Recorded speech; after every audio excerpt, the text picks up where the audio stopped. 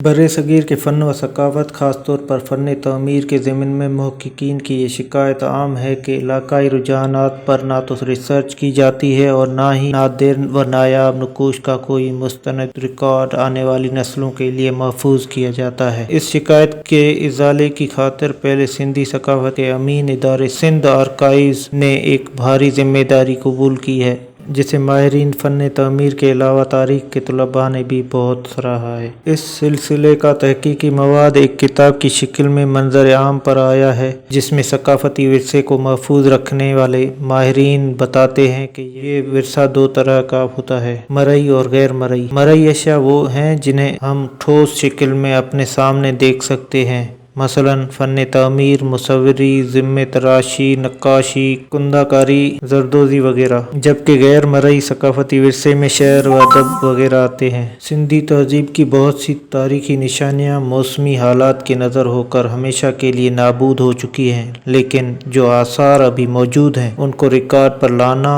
اور ان کے تحفظ کی جدوجہد کرنا سندھ آرکائیوز کے مقاصد میں شامل ہے، اور اس غرض سے کئی تحقیقی منصوبوں پر کام ہو رہا ہے۔ یہ مسئلہ مغلیہ اور کلوڑا دور کے خط امتیاز کی صورت میں نظر آتا ہے، کیونکہ تاریخی طور پر جب کلوڑا دور کا سورج طلوع ہو رہا تھا تو سلطنت مغلیہ کا آفتاب غروب ہو رہا تھا، لیکن ادب، آرٹ، کلچر اور تہذیب کی تقسیم دو ٹوک انداز میں نہیں ہو سکتی، کیونکہ ایک دور کے اثرات اگلے دور کے انداز دور تک مار کرتے ہوئے نظر آتے ہیں۔